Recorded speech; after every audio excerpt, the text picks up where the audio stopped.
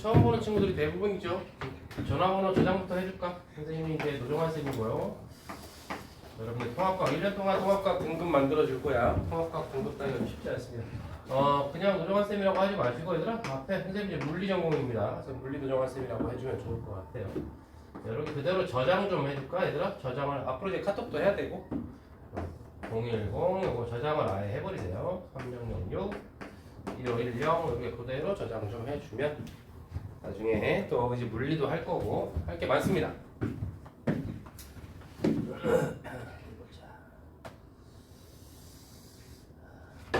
통합과학이 지금 여기 있는 친구들 보니까 아마도 주변에서 통합과학을 뭐 혼자 한다는 둥 뭐 이런 친구들이 좀 있는 것 같네요. 결론부터 얘기하면 선생님이 지금 뭐 학원 일을 하고 있어서 그런 건 아니고요.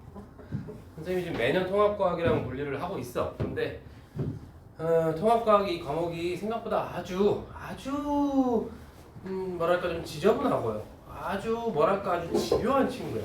그래서 이 친구가 그냥 이제 문제집을 사가지고 여러분들이 그냥 봐가지고 혼자 이렇게 줄 그어가면서 문제 풀면 등급이 안 나옵니다. 이게 아주 이상한 과목이야. 그래서 여러분들 중학교 때 보통 과학 하면은 뭐 95점, 100점 많이 맞았을 텐데 그 느낌이랑은 완전히 다르다. 그래서 뭐 학교마다 다르겠지만 보통 통합과학 1등급 컷, 1등급 컷이 뭔지 알죠? 1등급 컷이라고 하면 그 점수까지가 1등급이다 이런 뜻이야. 2등급 컷이면 거기까지가 2등급이라는 뜻이겠죠. 이제 보통 친구들이 이제 통합과학이 됐건 뭐가 됐건 간에 1등급이나 2등급을 목표로 하지 뭐 3, 4등급을 목표로 하지는 않아. 시험을 보다 보니까 3, 4등급이 나오는 거지. 그래서 이제 1, 2등급을 당연히 목표로 하는 건데 1, 2등급이랑 3, 4등급은 이제 대학교 쓸 때 얘들아 차이가 좀 많이 납니다. 꼭 좀 통합과학은 꼭 1, 2등급 안에 들어가주면 아주 땡큐라는 거지. 그게 잘 안 돼요. 보통 1등급 컷이 93점에서 96점 사이 왔다 갔다 하거든. 그러니까 문제로 치면 한두 문제 틀려야 1등급이다 이렇게 보면 돼. 근데 한 3문제 틀렸다 그러면 이제 2등급으로 밀릴 가능성이 커. 근데 이제 학교마다 그 해에 어떤 선생님이 시험 문제를 얼마나 어렵게 됐냐 쉽게 됐냐에 따라 달라지죠. 물론 컷은 왔다 갔다 하는 건데 일반적으로 한 94점 정도, 5점 정도, 이 정도가 1컷이라고 보면 돼요. 근데 이제 서술형이 있고 서술형 감점이 또 있어요. 조금 잘 쓴 것 같은데 채점 결과를 보면 감점이 3점 돼 있다 이런 식이야. 그렇게 돼 있고 객관식 중에 실수로도 한두 개 틀리고 몰라서 또 한두 개 틀리고 이렇게 되면 바로 4등급이에요. 잘 나와도 3등급입니다. 그러니까 이게 만만치가 않다는 걸 알아야 돼. 그러니까 너희들 막 겁주는 게 아닙니다. 잘 들으세요 얘들아. 1년 동안 이제 통합과학을 선생님이 해줄 건데 이게 누차 얘기하는데 마음처럼 안 됩니다. 이게 공부할 때 분명히 괜찮거든요. 뭐 알아들었다 이거예요. 문제 풀면 그럭저럭 괜찮은 것 같다 이거죠. 그래서 이제 시험을 딱 들어가면 그러니까 시험을 볼 때 느낌이랑 이렇게 채점을 해 나갈 때 느낌이 되게 다르다. 그러니까 차라리 2학년 때 물리나 화학이나 생명과학을 하면 이렇게 한 만큼 어려워한 만큼 그렇게 비슷하게 나오는데 이 통합과학은 잘 나올 것 같은데 이상하게 틀리는 요상한 과목이라고 생각하면 돼. 아주 요물 같은 친구야. 그래서 이게 모라생지가 섞여 있잖아. 이제 배우면 알겠지만 얘들아 단원이 이렇게 어떤 단원은 물리만 쫙 나와 있는 단원이 있고 어떤 단원은 지구과학만 계속 나오는 단원이 있는데 또 어떤 단원은 여러 개가 막 이렇게 섞여 있는 단원이 있어. 고루고루 막 융합형 그래가지고 어떤 자연 현상을 가지고 막 이것저것을 막 이게 여러 가지로 설명해서 섞어놓은 막 이런 게 있다. 그러니까 너네들이 문제 풀 때마다 이게 헷갈리기도 하고 어렵기도 하고 막 그래. 물론 얘들아 뭐가 제일 어려워요? 물화생지 중에 너네도 이제 좀 알지 않니? 배운 친구들도 있을 거고 뭐가 보통 제일 어렵다고 하죠? 물리 어렵다는 얘기 많이 들어보죠. 화학도 만만치 않다 뭐 이런 얘기 들어보고 생명지구과학은 막 외우면 어떻게 안 돼? 이렇게 생각을 하는 거라요. 대부분 그렇게 생각을 하는데 틀린 말은 아니야. 그래서 이제 통합과학 대비를 할 때 물리화학 파트는 선생님이 좀 비중을 늘려서 설명을 좀 많이 깊게 천천히 해줄 거고 문제도 많이 풀어야 돼요. 생명지구과학은 상대적으로 비중을 약간 줄이죠. 당연히 이제 과목 특성이 그러니까. 그런데 1등급, 2등급 받는 애들 중에 의외로 생명이랑 지구과학에서 많이 틀려요. 그러니까 어려워서 틀리는 게 아니고 다시 한번 얘기하면 요상하게 틀려. 분명히 맞게 한 것 같거든. 근데 답이 그게 아니야. 뭐 이런 식이야. 꼭 함정이나 낯을 얘기하는 게 아니고 문제의 결이 중학교 때랑은 많이 다르다는 걸 알아야 돼. 그래서 빨리 중학교 점수는 잊어버리시고 나 중학교 때 맨날 그래도 100점 나와. 빨리 잊어버리시고 이제 고등학생이 돼야 됩니다. 느낌이 다르게 와야 된다. 1학기 중간고사 중요하기 때문에 잘 봐야 되는데 뭐 하여튼 혼자 하는 거나 인강은 거의 안 통한다고 보시면 돼요.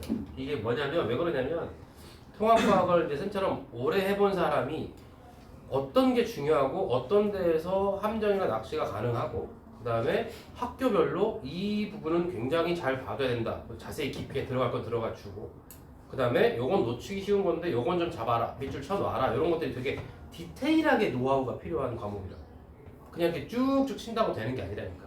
너희들이 배우면 이제 알게 돼 있어요. 그래서 이제 배우면 배울수록 굉장히 짜증나는데 이런 생각이 든다. 그래서 꼭 학원의 도움을 받는 걸 추천을 합니다. 꼭 학님이 아니어도 어딘가 학원을 가서 노하우 있는 쌤한테 배워야 등급 1, 2등급을 건드려 볼 수 있다는 거죠. 요것만 꼭 기억을 해주시고 알았지? 요거 이제 만만한 과목이 아닙니다. 그냥 어떻게 대충 비비면 안 된다고. 요것만 알고 출발을 하면 될 것 같아요. 특히나 이제 어려운 학교들은 특히 더 어렵고요. 근데 쉬운 학교라고 해서 등급을 따는 게 쉬운 건 아닙니다. 왜냐면 다른 애들도 다 똑같이 쉽게 느끼기 때문에 등급은 더 치열해져요. 어려운 학교로 가면 문제 자체가 어렵기 때문에 더 어렵죠. 뭐 선덕, 신일, 대진, 서라벌, 재현, 대진여고 이 정도 급의 학교들은 문제가 꽤나 까다롭게 나옵니다. 그래서 100점은 거의 못 맞아요. 보통 100점은 시험 한 번 딱 치르면 평범한 난이도로 나왔다고 봤을 때 100점은 전교에서 한 3명? 이 정도 나오면 적당히 나온 거예요. 그러니까 100점, 98점, 97점 이거 잘 안 됩니다. 잘 안 되고 보통 맞으면 선생님 이거 하나 완전 실수고요. 하나는 이건 이상해요. 그래? 그럼 2개 틀렸냐? 2개 틀렸는데 서술형 감점이 있대요. 몇 점이냐? 92점이요. 2등급이네. 보통 이런 식의 대화가 주고받게 돼 있다. 선생님 전 점수를 말을 못하겠습니다. 왜? 80점대. 너 잘했잖아. 근데 왜 말도 안 되게 또 이런 식의 대화를 한다. 87점이요. 3뜨냐? 3등급 안 될 것 같아. 이런 식이 된다니까. 뭔 말인지 알겠죠? 잘 생각해야 돼. 첫 시간이니까 잠깐 얘기해 준 건데 너희들이 통합과학을 배울 때 계속해서 기억을 하면서 공부를 해야 돼. 이거를 절대 방심하면 안 됩니다. 이거 절대 위험한 과목이에요. 선생님이 이제 그거를 굉장히 자세하게 설명을 해줄 거니까 필기할 건 잘 적어주시고 중요하다고 하면 별표를 아낌없이 좀 쳐줘야 된다고. 그래서 선생님이 이제 보통 8주 정도 시험 대비를 할 거예요. 그리고 이제 직전 보강할 건데 쭉 진도 이렇게 한번 쭉 나갈 거예요. 쭉 나간 다음에 한 2, 3주 정도 남긴 상태에서 이제 고난도 혹은 중요 개념을 다시 한번 좀 깊이 이렇게 해줄 거예요. 왜 가깝게 매달리는 건 아닐 거 아니야. 목청이 왜 저렇고 무슨 말인지 알겠죠? 그렇게 해서 기출문제도 봐야 되고 모의고사도 봐야 되고 볼 게 많아요. 그래서 이 책 하나로 되는 건 아니고 이 책은 이제 주로 수업할 때 쓸 거고요. 그리고 이제 문항편입니다. 문항편인데 그게 이제 본편이라고 보통 불러. 저거를 이제 메인 교재가 되는 거고 이건 이제 문항 문제들만 모아놓은 거겠죠. 이거를 이제 선생님이 한 번 수업할 때마다 그 단원에 해당하는 문항편을 이제 숙제로 줄 거예요.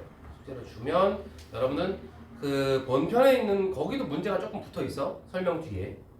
그러면 설명 뒤에 있는 문제를 몇 장 안 돼. 그거는 몇 장 살짝 풀어주면 되고 그것도 풀고 이것도 숙제로 해줘야 된다는 거지.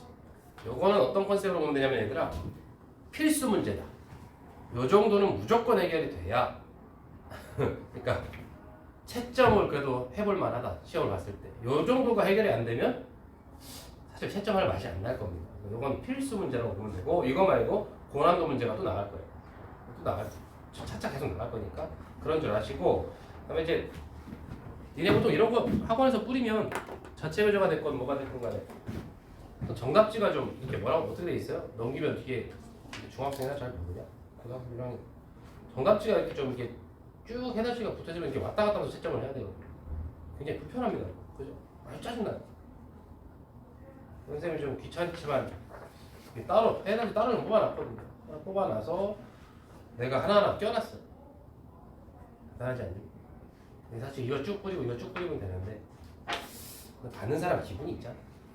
싹 껴서 주면 기분이 좀 낫지. 안 그래? 박수 한번 쳐. 감사합니다. 이건 사소한 거지만 선생님이 이제 너희들 공부 좀 열심히 하라고 계속 신경을 쓰고 있다는 거. 그래서 단톡방을 만들 겁니다. 단톡방을 만들어서 이제 수업을 하잖아. 그러면 이제 이걸 선생님이 찍잖아요 지금. 네, 찍어가지고 유튜브에 업로드를 한 다음에 링크가 있을 거든 잘 알죠. 요새 링크를 너희들이 원하든 원치 않든 단톡방에 그냥 올려놓을 거예요. 그럼 집에서 공부하다가 여기 뭐였더라? 다시 한번 돌려볼 수 있는 거고. 그러니까 봐도 되고 안 봐도 되는 거고. 결석한 친구들은 이제 그 해당 영상을 무조건 봐야 될 거고. 현장 수업을 들었어도 궁금하면 다시 볼 수 있게 해주겠다. 근데 이제 너희랑 이제 똑같은 수업이 있어요. 진도랑 내용은 다 똑같은데 너희들 반도 있고 대진고 반도 있고 그렇습니다. 그러니까 똑같이 수업은 똑같이 진행할 건데요. 대진고 신일고는 거의 급이 비슷하거든요. 그래서 뭐 2학기를 더 깊게 뭐 이렇게 하진 않아요. 똑같이 할 건데 선덕이 좀 더 어려운 건 알고 있습니다. 선덕 이제 바로 밑에 신일 정도 바로 이제 거기에 대진이 붙어있기 때문에 난이도가 통합과학 얘기입니다. 물리학 얘기는 달라요. 1학년 통합과학 얘기하는 거야. 그렇게 되고 거기에 바로 또 근처 아래 서라벌 정도가 위치합니다. 니네들 이제 이걸 알아야 돼요. 그래서 이제 만약에 이게 선덕반이면 조금 더 깊은 걸 다루는데 지금 굳이 그럴 필요가 없어요. 신일과 대진은 거의 똑같이 가면 됩니다. 가면 되고 신일과 대진의 차이는 하나 있어요. 대진은 아마 이 영상을 이제 대진 친구들도 볼 텐데요. 대진고등학교는 융합형 문제를 굉장히 좋아해요. 그러니까 이제 물리랑 지구과학이랑 생명을 막 섞어서 한 문제를 버무린 거죠. 그래서 막 이렇게 헷갈리고 이렇게 되는 거. 근데 신일은 오래 모르겠어요. 선생님이 지금 어떤 선생님이 출제를 하실지 또 내가 봐야 되는데 신일은 몇 년 전부터 계속 전통적으로 다른 건 다 그냥 어떻게 하면 공부를 한 애들이라면 풀 수 있고 안 한 애들은 이제 헷갈리겠죠. 근데 이제 특히나 물리 문제를 매우 어렵게 해요.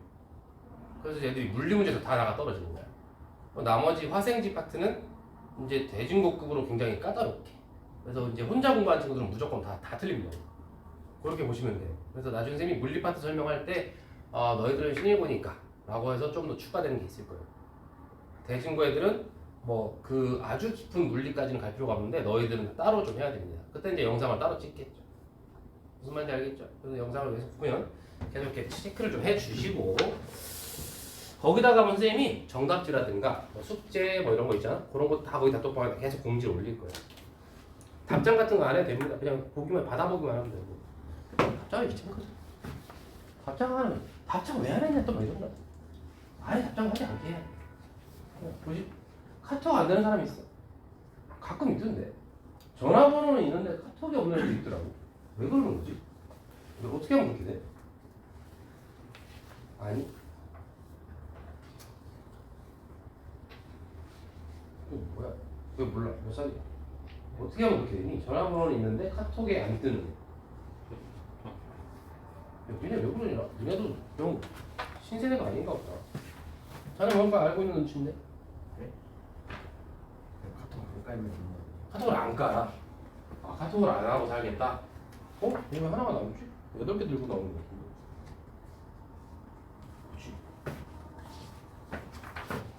그렇지. 그렇게 판단해 주면 되고 오늘 첫 번째 시간입니다. 빅뱅, 우주의 시작이야. 이게 어떻게 되는 거냐면 통합과학이 단원이 맨 처음에 우주가 이렇게 빵 터져가지고 빅뱅부터 출발한다 이렇게 출발해. 근데 우주의 시작이야. 그게 니네 통합과학의 시작이야. 그래서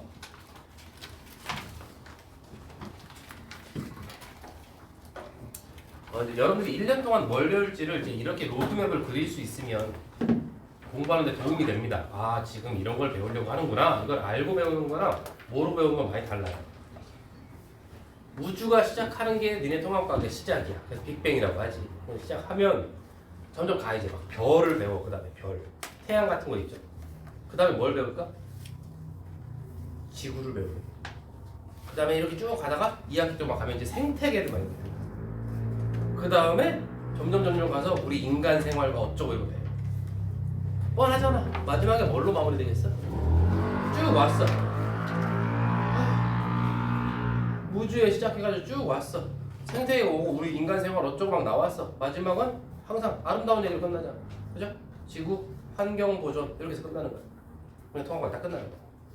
근데 이제 그 사이에 우주의 시작부터 지구 환경 구조까지 쭉 1년 동안 가는데 그 사이에 여러 가지 상호작용이나 이런 거 어떤 물체 운동 이런 거 설명을 해야 될 거 아니야. 우리가 이해하려면 거기에서 물리화학이 막 들어갑니다. 근데 그 물리화학이 이제 굉장히 까다롭게 들어간다는 거지. 그래서 킬러 파트는 항상 물리 파트, 화학 파트가 킬러 파트가 될 거예요. 그거는 비율을 이만큼 늘릴 거고 생지는 이렇게 줄일 겁니다. 아무튼 선생님 목표는 간단합니다. 무조건 너희들 등급 1, 2등급 나오게 도와줄 거니까 그대로 따라와 주면 된다는 거야. 따라와 주고 절대 너희들이 할 거 딱 하나밖에 없어. 방심만 하지 말고 있으세요. 방심만 하지 말고 그대로 하라는 거 제대로 그대로 쭉 들어주면 됩니다. 절대 혼자 못합니다. 조심해야 돼요. 착각하면 안 돼. 등급 바로 밀려. 누가 막 카톡을 보냈던 것 같은데. 가보겠습니다. 첫 번째 빅뱅부터 나올 수 있게. 빅뱅으로 가는데 야 이게 빅뱅이야 하고 끝 이러면 안 되고요. 이게 할 얘기가 좀 많이 있어요. 일단 우리가 이제 원자부터 한번 출발해 보겠습니다. 원자의 구조. 아마 뭐 지금 여러분 중에 원자의 구조를 모르는 친구는 없을 것 같은데. 수업은 좀 편안하게 들으면 됩니다. 뭐 긴장하거나 뭐 그럴 필요는 없고요. 머리만 팽팽 돌려주세요. 머리만. 몸은 좀 편안하게 긴장을 좀 풀고. 원자의 구조라고 해서 중학교 때 또 맨날 우리가 이런 거 배워. 이렇게 해서 원자 핵이 있어요. 뭐 이런 거. 많이 들어본 것 같지 얘들아? 사실은 이제 원자 핵이 있고 주변을 뱅글 돌고 있는 전자가 있다라고 이렇게 배우는 건 처음에 이렇게 배우진 않아. 맨 처음에 어떻게 배웠더라? 만물을 구성하는 기본 입자 해가지고 맨 처음에 배우는 게 돌턴이에요. 기억나나? 중학교 때 배웠을 텐데 돌턴? 돌턴보다 더 이전으로 올라가 버리면 이제 막 그 철학자들 나오는 거죠. 아리스토텔레스 그런 데모크리투스 이런 사람들, 그러니까 그 사람들은 이제 과학이라고 하기 좀 거시기 하고 처음으로 이제 원자라는 개념을 정확히 제시한 사람이 돌턴인데 돌턴은 뭐라고 생각했지? 만물을 구성하는 기본 입자를 단단한 공이라고 생각했다고. 짜끄만. 그래서 쪼개지지도 않고 뭐 어쩌고 이런 얘기 했다고. 근데 과학이 발달하다 보니까 알고 보니 그게 쪼개지더라. 쪼개졌다는 게 이게 사과처럼 이렇게 딱 이게 아니고 단단한 공 하나 이렇게 있는 게 아니고 사실은 원자 핵도 있고 전자가 주변을 돌고 있더라. 요 개념이 이제 점점 발달하는 거지. 그래서 사람들은 뭐라고 생각했겠어? 당연히 만물을 구성하는 기본 입자는 원자인데 그 원자는 원자 핵이라고 플러스 전하를 띠는 애가 있고 마이너스 음전하를 띠는 전자라는 애가 있더라. 그러니까 만물을 구성하는 기본 알갱이는 원자 핵과 전자가 됐겠지. 맞죠? 그런데 또 알고 보니까 원자 핵은 다시 두 개로 구성되어 있더라는 걸 또 이제 발달을 하니까 계속. 그래서 이제 그게 거기서 나오는 게 양성자라는 친구가 나오죠. 그 다음에 이제 중성자라는 친구가 나옵니다. 그래서 사람들이 무슨 생각을 해? 이 세상 모든 물질은 결국에 쪼개다 보면 양성자 아니면 중성자 아니면 전자로 구별할 수 있겠구나. 이렇게 생각을 했다는 거지. 그런데 여기서 다시 또 쪼개지죠. 양성자, 중성자도 사실은 다른 입자들이 모인 거더라. 그게 바로 쿼크라고 하는 거야. 들어봤나? 쿼크. QARK. 쿼크라고 불러. 그래서 우린 지금 그 얘기를 잠깐 해야 돼. 그걸 기본 입자라고 불러. 그걸 먼저 정리를 하겠습니다. 아마 너네 교재에 써 있을 거예요. 거기 몇 쪽이지 얘들아? 거기 맨 처음에 이제 자체 교재 폈었죠. 6쪽에 아래쪽에 왼쪽, 6쪽에 아래쪽에 왼쪽에 보면 이제 기본 입자라고 해가지고 두 가지로 나눠져 있어요. 기본 입자가 두 가지인데 첫 번째 이제 쿼크라고 하는 친구가 있습니다. 이 친구는 시험 문제입니다. 시험 문제라고요. 쿼크는 참고로 알아두세요 이게 아니고 시험 문제라고요. 쿼크는. 그 다음에 이제 두 번째는 렙톤이라고 부르는데 렙톤이라고도 부르고 얘들아 다른 말로 경입자라고도 불러요. 아니 여기 있는 걸 이걸 다 외우란 뜻입니까? No 그런 뜻은 아니고 얘들아 딱 봐봐. 쿼크 몇 가지 종류가 있어요 거기? 하나 둘 셋 넷 다섯 여섯 가지가 있죠? 그래서 쿼크는 쿼크 6가지가 있대요. 경입자도 렙톤 경입자 이 친구도 6개 있는 것 같은데요. 3개 아닙니까? 아니 잘 보세요 거기 전자 중성미자 뮤온 중성미자 그래서 6가지 또 있어. 네, 사실은 이게 물리학으로 가면 16개가 아니면 각각 12개씩인데 통합과학에서는 6가지라고 해. 허트 거기까지 더 깊게 안 들어가고 반 입자를 빼는 거죠. 아무튼간에 이제 만물을 구성하는 기본 입자는 이거 6개, 이거 6개가 있더라 라고 이 숫자는 물어볼 수 있어요. 그죠? 근데 그 숫자 6개 전부 다 써봐 이렇게는 안 해. 되죠? 잘 들어야 돼. 선생님 설명을. 통합과학 굉장히 예민한 과목이에요. 잘 들어야 됩니다. 어디까지를 알아야 되고 어디까지 이거 잘 해야 돼. 안 그러면 이제 헷갈리기만 하고 답을 못 써요. 아무튼 6개가 있다. 알아야 될 게 뭡니까? 이 쿼크에 위 쿼크 해서 업 쿼크라고 해서 U라는 기호를 써요. 그 다음에 아래 쿼크라고 해가지고 다운 쿼크에서 D라고 쓰는 이 두 개는 알고 있어야 돼요.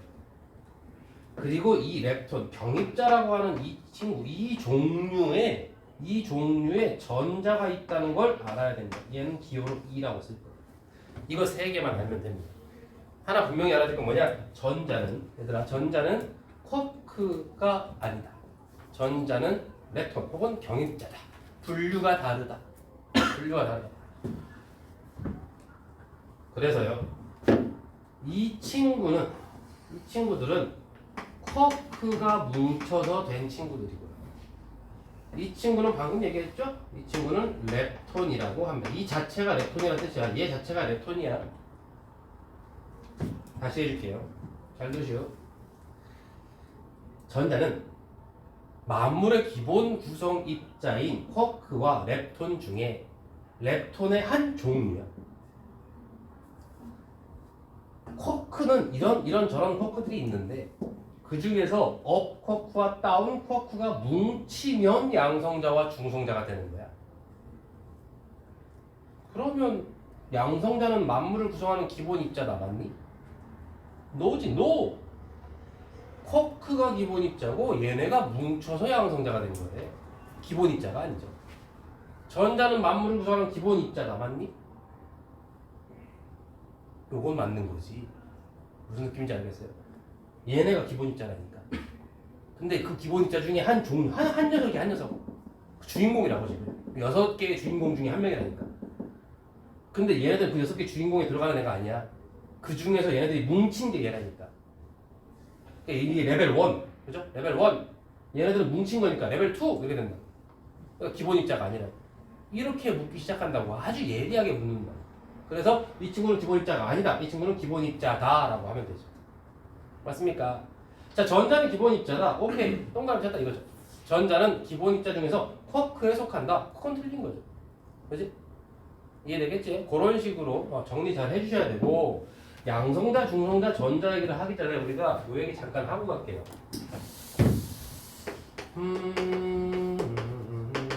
전하량부터 한번 살펴보겠습니다.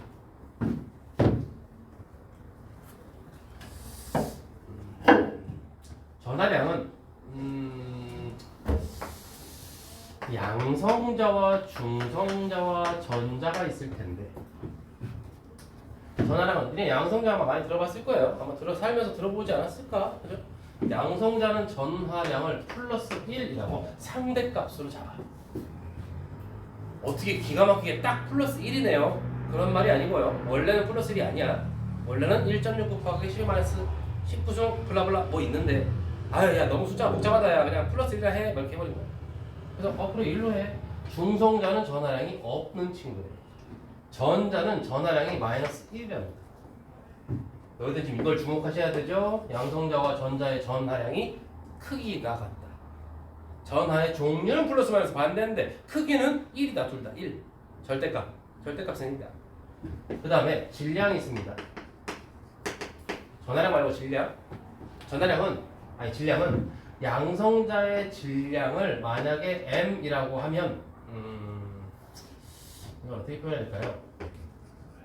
중성자도 M인데 전자는 훨씬 1836든 1834든 이 정도밖에 안 된다. 조심해야 됩니다. 이 친구. 자, 이 친구와 이 친구는 거의 질량이 똑같대요. 근데 전자는 질량이 훨씬 작죠. 뭐를 기억해야 돼? 얘들아? 양성자와 전자는 전기적인 성질의 크기는 똑같은데 질량은 전자가 훨씬 작더라. 되죠? 중성자는 양성자랑 거의 질량은 똑같은데 전하량은 또 없더라. 그래서 이름이 중성자구나. 이렇게 이해하면 되지. 그런데 얘네들이 질량이 똑같나 봐요. 똑같다고 그냥 대부분의 문제는 풀면 되는데 이해, 좀 이따가 내가 뭔가 얘기할 때 이해를 하기 위해서 사실은 중성자가 정말 조금 무거워. 요건 잠깐 기억하고 있으세요. 근데 보통 시험 문제에서 어쩌고저쩌고 양성자의 질량을 1로 하면 그럼 중성자도 1로 하세요 이렇게 하면 돼. 그죠? 근데 내가 이건 왜 써주는 거냐면 좀 이따가 어떤 개념 설명할 때 저게 필요해서 그런 거야. 여러분들은 그냥 거의 똑같고 전자는 겁나게 가볍고 그죠? 이렇게 돼 있다. 그렇군요. 자, 원자 모형 한번 보겠습니다. 첫 번째 수소부터 한번 가보죠. 얘들아 수소 알고 있니? 수소 원자번호 몇 번?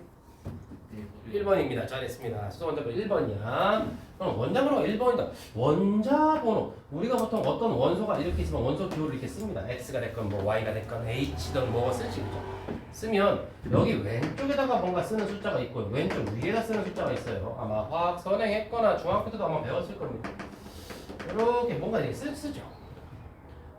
여기에 들어가면 여기 1번이라고 여기 2번이라고 여기 3번이라고 볼까요? 별론데? 이걸 숫자로 넣는 건 별로 좋은 방법이 아닌데 헷갈릴 수 있습니다. 이걸 좀 A, B, C라고 한번 잡아보겠습니다. 저 위치에 들어가는 숫자가 뭘 의미하냐 이거지. 숫자가 들어갈 건데 A는 뭡니까? 누구의 개수를 저기다 쓰냐면 기억하셔야 돼요. 양성자 개수입니다. 저 원소가 가지고 있는 양성자 개수를 저기다 넣어. 중요한 거야. 원소 기호 가지고 장난칠 겁니다. 양성자 개수는 여기 왼쪽 아래에 쓴다. 그리고 B는 질량수라고 부르는데요. 양성자 개수랑 중성자 개수를 더한 값을 씁니다. 이거를 합쳐서 뭐라고 부르냐면 이걸 합쳐서 질량수라고 불러요. 질량수는 두 개를 합친 걸 말하는 거구나. 개수. 양성자 하나 있는데 중성자가 두 개다. 그럼 질량수는 3이라고 써 있을 거란 뜻이야. 이해되겠죠? 그 다음에 C라는 저 위치에는 뭘 쓰느냐? 이 물체, 이 원자가 가지고 있는 전하량을 씁니다. 보통 이제 이온수라고 부르는데 전하량. 이 친구는 뭐냐면 양성자와 다 써줄게 얘들아. 양성자와 전자의 개수 차이 이게 들어가 있어요. 이거는 얘들아 출제율이 50%가 안 돼요. 출제율은 50%가 안 되지만 이 친구는 꼭 기억을 해둘 필요가 있습니다. 언제 튀어나올지 몰라. 그리고 특히나 이 친구 중요해. 양성자 수가 뭐냐? 여러분들이 흔히 중학교 때부터 열심히 외웠던 원자 번호가 됩니다. 기억합시다 얘들아. 기억하자고요. 원자 번호는 무조건 왼쪽 아래에 있는 이 친구 숫자를 따라갑니다. 다른 거 블라블라 볼 것도 없어요. 무조건 원자 번호는 왼쪽 아래에 있는 친구 그 숫자만 보면 그게 원자 번호예요. 이게 뭔 말하는지 아니? 원자 번호가 그러면 3 써있으면 3번이라는 얘기입니까? 그렇다고. 이게 뭘 얘기하느냐? 원자 번호가 정해진다는 건 어떤 원자인지 원자의 종류가 이 숫자로 결정된다는 뜻이에요. 기억합니다. 쌤이 빨간색으로 쓰면 중요하다는 뜻이겠지 얘들아? 원자의 번호는 원자의 종류. 그러니까 네가 수소냐, 산소냐, 탄소냐 이걸 결정하는 게 왼쪽 아래에 있는 이 숫자가 결정한다는 뜻이야. 근데 왼쪽 아래 숫자는 똑같이 써있는데 이 위에 있는 게 막 다른 걸 봤어요. 상관없다고. 무조건 원자 종류는 얘가 결정한다. 그죠? 혹시 알고 있나? 얘들아 수소가 원자번호 1번이지. 자 배웠어. 원자번호 1번이야. 그럼 수소는 양성자가 몇 개 가지고 있다는 뜻이냐면 한 개 있다는 뜻이지. 양성자가 한 개니까 양성자 수, 원자 번호 1번 이렇게 된 거야. 평상시에 수소가 양성자 하나 있고 중성자가 몇 개 있는지 아니? 수소의 중성자 수는? 잘 보시오. 수소는 원소기호가 H인 건 알죠? 1에 1 이렇게 씁니다. 이 친구 지금 중성자 몇 개 있다는 뜻이야? 중성자 몇 개? 빵 개, 그죠? 중성자 빵 개죠. 그지? 여기서 B에서 A를 빼버리면 중성자 수야. B에서 A를 빼면 중성자 개수겠지? 1에서 1 빼니까 빵이죠? 조심해야 돼. 실수하면 안 돼. 그지? 중성자 개수는 없는 거다. 근데 가끔 이런 친구가 있어요. 1에 2짜리 수소가 있습니다. 이렇게 불러. 1에 3짜리 수소도 있어요. 얘네 지금 뭘 주목해야 될까? 이거 위에 숫자 질량수가 달라지고 있지? 그런데 내가 전부 원소 기호는 똑같이 H로만 쓰고 있잖아. 원소의 종류가 셋 다 뭐니까? 셋 다 어차피 수소거든. 셋 다 어차피 이게 똑같거든. 이해되죠? 이 친구를 우리가 그냥 수소라고 불러요. 이거를 중수소라고 부릅니다. 얘는 삼중수소라고 불러요. 그렇군요. 이거 중성자수 몇 개입니까? 중성자수 빵개. 이거 중성자 1개, 중성자 2개 이렇게 되는 거야. 그죠? 양 하나 중빵, 양 하나 중하나, 양 하나 중둘 이렇게 되는 거야. 이 친구는 쌤이 나중에 뒤에 가서 이런 비슷한 얘기를 좀 계속 하겠습니다. 그럼 우리가 말하는 수소는 누굽니까? 이 친구예요. 이거 하나 기억해둬야 돼. 평상시 우리가 말하는 수소라고 하는 친구는 원자핵 속에 양성자 하나만 들어있는 친구다. 근데 여기 위에 아무것도 안 써있네. 그럼 양성자와 전자의 개수 차이가 없다는 뜻이에요. 맞나? 그럼 이 속에 전자 들어있다는 뜻이야? 없다는 뜻이에요? 이 속에 전자 몇 개 있다는 뜻일까? 한 개 있다는 뜻이죠. 그렇게 이해를 해야 된다. 그래서 어떤 원소기호가 나와도 이 방식을 정확히 이해하고 있어야 됩니다. 아니 왜냐면 시험 문제에 수소가 나오면 이렇게 하면 되는 거 아닙니까? 물론 그런데 학교쌤이 다음은 어떤 원소기호 X에 대한 설명이다 이렇게 문제를 물어본다. 그럼 이제 이 세 군데의 숫자를 분석을 해야겠죠. 무조건 수소가 나온다 이게 아니라. 헬륨은 원자번호 몇 번인지 아니? 2번입니다. 헬륨은 원자번호 2번이야. 그러면 지금 헬륨의 원자핵 속에는 양성자가 2개 있을 거라는 얘기지. 평상시에 그냥 일반적인 헬륨은 원자핵 속에 양성자 2개, 중성자 몇 개인지 혹시 아니? 보통 이렇게 써요. 자, 느낌 온다, 그죠? 느낌 온다. 헬륨은 양성자 2개, 중성자가 2개 있겠구나. 가끔 어떤 친구는 이렇게 쓰는 친구도 있어요. 중성자가 하나밖에 없네. 그죠? 근데 이 친구 모두 헬륨으로 쓴 건 얘가 2고 얘도 2이기 때문이거든. 가끔 이런 친구를 씁니다. 이거 무슨 뜻이죠? 헬륨 해놓고 갑자기 2 플러스를 써놨어. 이거 뭐야? 개수 차이가 2개 생겼다는 뜻이죠. 양성자와 전자와의 개수 차이가 2개가 생겼다. 근데 양성자는 플러스를 띄는 친구고 전자는 마이너스를 띄는 친구잖아. 그죠? 근데 2 플러스야. 무슨 뜻일까? 전자가 2개가 부족하다. 얘들아 이거 더하기 빼기 아닙니다. 이거 플러스 성질을 띠는 양성자가 2개 더 많다 이 말이야. 그럼 전자가 2개 더 많으면 2 마이너스입니까? 당연하죠. 그러니까 전하량을 얘기하는 거예요. 전하량. 이온의 양. 여기까지 되니? 그래서 양성자가 플러스를 띄고 중성자는 전하량이 없으니까 양과 중의 같이 들어있는 원자핵을 플러스라고 표시한 거예요.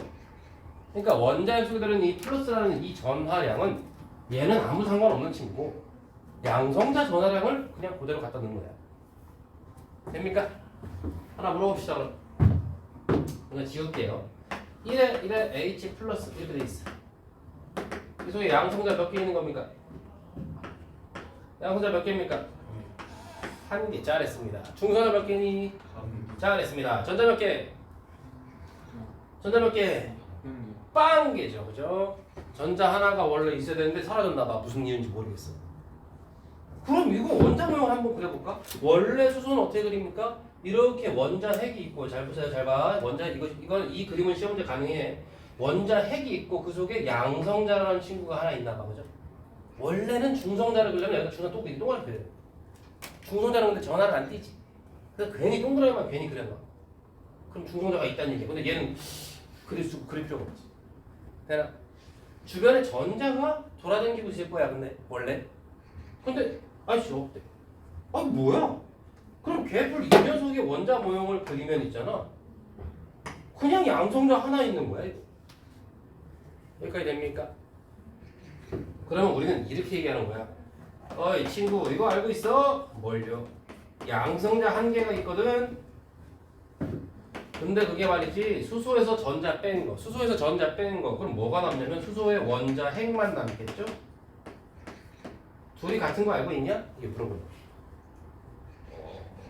거. 그러네. 맞네. 그지? 요거는 100% 시험 문제입니다. 좀 이따 다시 정리할 거예요. 일단 지금 지우고. 100%라고 했죠? 100% 시험 문제입니다. 무조건. 요 개념은 굉장히 중요한 개념이에요. 선생님, 근데 그 수소가 이건지 저건지 이건지 어떻게 알아요? 평상시 수소는 이 친구를 얘기한다고. 이거는 수소라고 안 해. 중수소라고 하지. 알겠지? 기본 개념입니다. 기본 개념. 자, 여기까지 기본 개념 잡았어요. 이제 뭔 대화를 할 수 있게 됐다고. 근데 니넨 집들 다 이 근처니?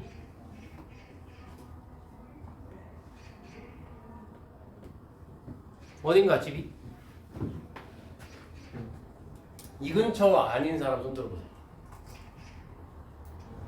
어? 학교도 이 근처가 아니잖아. 그럼 어떻게? 댕겨?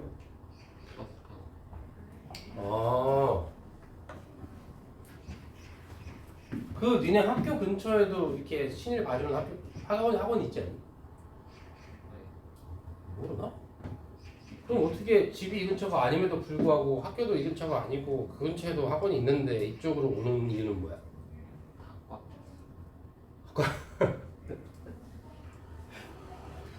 나뭐 노조환 쌤을 보러 왔다 이게 아니고 꽉 찼어. 거기가 꽉 찼어? 거기도 빌 텐데. 등록을 늦게 한 건가? 거기에 학원이 대표적으로 뭐가 있죠? 그쪽 미탐 있지 않니? 성북 맞죠? 미탐, 뭐 하이스트 뭐 이런 거 있지 않나? 그런데 뭔가 이제 좀 큰 학원들이 다 마감이 돼버렸다. 또 자네는? 자네도 집 이 근처 아니라니? 자네는 어떻게 이쪽으로 오게 됐나? 그냥 시간이 없어. 시간? 맞는 시간? 네. 그런 게 있구나. 자네는? 첫 시간이니까 우리 잠깐 호구조사를 좀 해볼까? 저 6개월 전부터 여기서 수업 영어 그런 거 해가지고 학님에 대한 뭐 그죠? 익숙하고 믿음이 있었다 이거죠. 자네는 저는 회돌이 여기랑 가까워. 집이 가까워. 그러면 뭐 가능하죠. 뒤에 깜돌이. 여기가 좀 더 익숙해서. 근데 생각보다 다양한 인구였구나. 흰둥아, 자네? 네, 고등학교 배정 받기 전부터 여기 다녀가지고 그냥 그렇지, 그런 친구도 꽤 있죠. 자네는? 누나가 이쪽이 더 번역공이 좋다고. 그것도 중요하지. 중계동이 워낙에 이제 학군지니까 학원이 워낙에 크잖아요. 자네? 원래 중계 쪽에서 하고 다녀가지고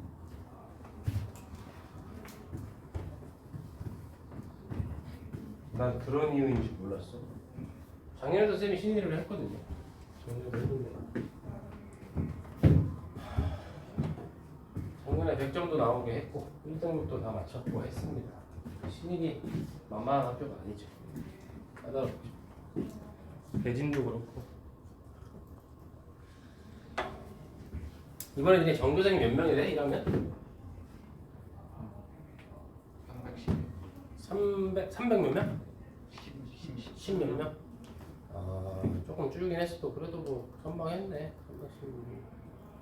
대중고도 원래 300 몇 명이었는데 이번에 260이네, 270이네. 줄고 있지. 학생 수 자체가 줄고 있는 것도 있고, 여러분들 계속 인구 감소되잖아요. 그것도 있고, 또 약간 이제 이쪽 다른 학교로 쏠리는 현상도 좀 있더라고. 이면에서 또 서라벌이 좀 인기가 요새 계속 올라가고 있어가지고. 그쪽은 또 선덕이 계속 올라가지 않니, 인기가? 근데 내가 볼 때 선생님이 설명할 때도 얘기했는데 신일고에서 이번에 좀 변화를 줄 것 같아요. 그러니까 작년까지는 뭐 깊은 얘기 할 필요는 없는데 신일이 내가 볼 때는 아마 그 회의를 한 것 같아요. 이대로 좋은가? 이거 되겠냐? 그럼 자꾸 얘들이 선동으로 가지 않냐? 우리도 변화를 주자 해서 아마 올해 뭔가 변화를 줄 것 같은 느낌을 선생님이 받았어요. 그냥 무슨 뭐 내 감이야 이게 아니고 그 니네 홈페이지에 올라와 있는 그 교육과정 편성표를 봤더니 눈에 확 보이더라. 아 올해 변화가 생기겠구나. 여러분들은 이제 1학년이니까 그 변화 당연히 못 느끼겠죠. 선생님은 이제 계속 하고 있기 때문에 분명히 올해 뭔가 패턴이 달라질 거예요. 선생님 지금 그 패턴을 잡으려고 계속 지금 주시를 하고 있을 거니까. 선생님 너희들 지금 학교 가서 배울 때 학교 쌤이 뭐 이런 거 설명을 하시더라고요 이런 거 있잖아. 나랑 안 했는데 뭔가 학교에서 한 거 있죠. 반드시 나한테 제보를 해줘야 선생님 그걸 또 다시 추가 설명을 해줄 수 있어. 자료도 또 추가 나와야 돼. 그 다음에 가끔 얘들하고 학교 쌤이 요새 코로나 때문에 그 수업을 하시는데 온라인 수업을 하실 때도 있고 아니면 그냥 수업하시는 거를 유튜브에 학생들도 유튜브에 올리시기도 하거든 가끔씩. 그런 거 있으면 쌤한테 선생님 이거 링크 왔는데 해서 말을 해줘야 돼. 그럼 쌤이 그 링크를 좀 볼 겁니다. 그래서 너희들은 이제 학교 쌤 수업을 보면 그냥 이렇게 맹하니 볼 거란 말이죠. 근데 선생님이 보면 저 설명을 저렇게 한다고? 그러면은 저거는 시험 문제화 되겠구나. 이게 느낌이 훨씬 니네보다 감이 좋겠지. 그건 내가 체크 좀 할 겁니다. 그래서 이거는 조금 조심해야 되겠다 해서 몇 개 개념을 찾아가지고 다시 너한테 설명도 해줄 거야. 그래서 반드시 그런 게 있으면 나한테 계속 알려줘야 된다는 거죠. 알려주면 그게 다 너희 점수가 될 거라고. 뭐 불법적인 일을 하는 건 아니니까 최대한 빨리빨리 제보를 해주시고 얘들아 그리고 수행평가 무시하면 안 됩니다. 수행평가 뭐 봤는데요? 다 맞았어요. 이러고 있으면 안 돼요. 수행평가 뭐 봤니? 이거 뭐 구술 뭐 봤어요. 알려줘야 돼. 왜냐면 수행평가 봤던 걸 시험 문제로 내기도 하고 그 개념을 응용해서 그러니까 그걸 내가 봐야 돼. 이걸 했다고? 그럼 이거랑 관련된 문제는 이런 게 가능하다. 그래서 다시 또 해주고 하여튼 모든 걸 다 나한테 알려줘야 된다. 그러면 쌤이 그 중에서 유의미한 것들은 잡아서 다시 알려줄 거예요. 꼭 다 제보를 해주시고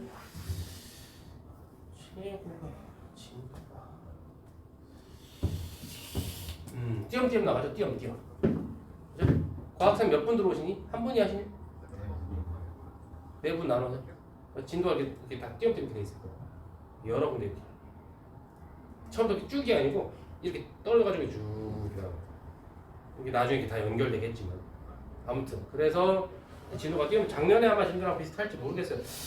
약간 다를 것 같은데 한번 보겠습니다. 이제 첫 주니까 올해 지금 여러분들도 아직 감이 별로 없잖아. 그래서 다음 주 좀 보고 그 다음 주쯤 되면 너희들이 아마 막 이게 뭐 얘기를 하기 시작할 거예요. 그때 우리가 한번 잡아보자. 아무튼 이제 여기까지 가고 이제 우주론으로 출발할 겁니다. 이제 우주론인데 이 우주론이 생각보다 굉장히 복잡해요. 옛날엔 말이지 얘들아. 옛날 사람들은 막 그 우주론이라고 하면 니네 그런 거 알지? 막 옛날 무슨 그런 동화책이라고 해야 되나? 무슨 그런 책 보면 막 무슨 땅이 막 이렇게 있고 막 무슨 뱀 같은 게 막 이렇게 하고 막 이런 이상한 그림 같은 거 있잖아요. 그런 게 이제 옛날 그 막 기원전부터 했던 그런 막 철학적인 세계관이야. 우리가 지금 그걸 배우는 건 아니거든. 그런 건 됐고 우리는 우주가 어떻게 생겼냐를 얘기할 건데 우주가 어떻게 생겨났냐 이거 잠깐 지울게요. 좀 이따 다시 나중에 할 거니까. 잘 보세요. 우주에 대한 건 일단 아인슈타인이 나온다. 많이 유명하신 분이죠.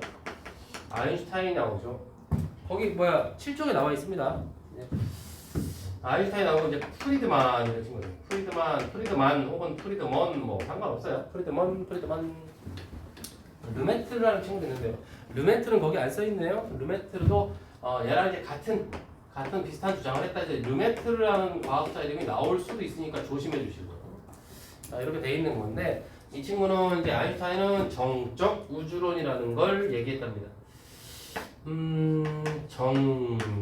정적이 아니고요. 정적 우주론. 그러니까 우주가 우리가 보는 저 우주가 멈춰 있을 거다라고 생각했던 뜻이에요. 그리고 프리드먼은 아니다. 우주는 팽창하고 있다 해서 팽창 우주론 이렇게 얘기했답니다. 결론부터 얘기하겠습니다. 결론부터 얘기하면 둘 중에 이 친구가 이겼대. 정적 우주론 아인슈타인이 틀렸답니다. 아인슈타인이 틀린 걸 인정하고 자기 생각을 철회했다는데 시험지는 뭐가 나오냐? 당연하죠. 아인슈타인이 정적 우주론, 프리드먼이 팽창 우주론을 주장했다. 뭐 당연히 물어볼 수 있는 거겠지. 그 다음에 결국에 두 논쟁 중에서 프리드먼의 팽창 우주론이 선택됐다. 봅시다. 그럼 여기서 제일 중요한 게 뭘까요? 둘이 싸우다가 얘가 이겼다는 얘기잖아 지금. 무슨 계기로 얘가 이겼느냐가 나오겠지. 도대체 뭐 때문에 얘는 끝나고 얘가 이겼냐? 그건 무조건 시험 문제라고 봐야 되는 거야. 그게 바로 뭐냐? 그게 바로 허블 법칙입니다. 이 허블 법칙이라는 친구, 이 친구가 V equal HR이라고 하는 이 허블 법칙 때문에 프리드먼의 팽창 우주론이 이겼대요.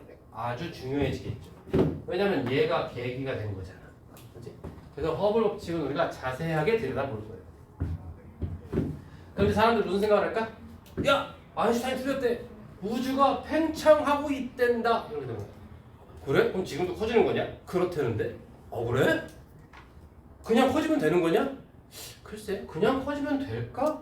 거기서 또 싸우기 시작한다는 거야. 가모프라는 러시아 사람이 있습니다. 그 다음에 영국의 호일이라는 과학자가 또 있어요. 여러분 많이 들어봤을 건데 바로 이 친구가 빅뱅 우주론을 주장한 사람입니다.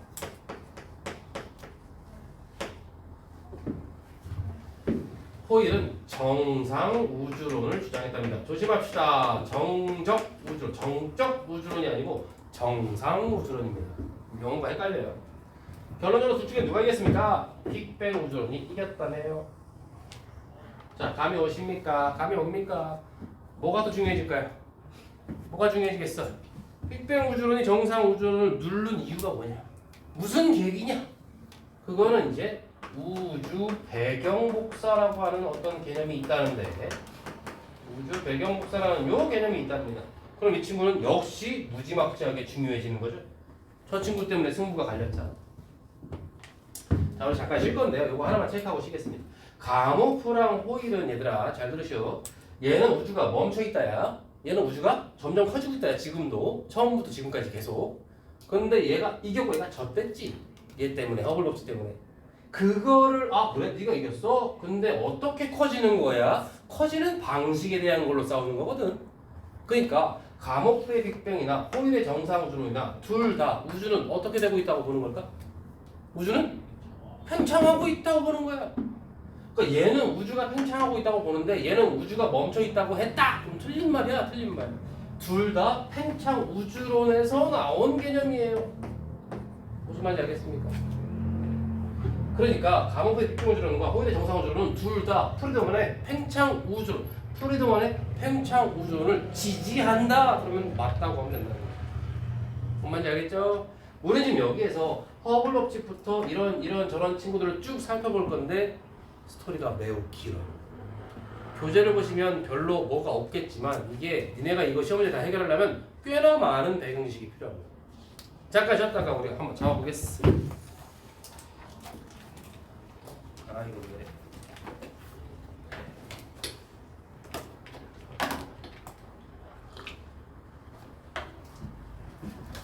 녹화를 켰나? 켰지? 시작 키면 안 되지.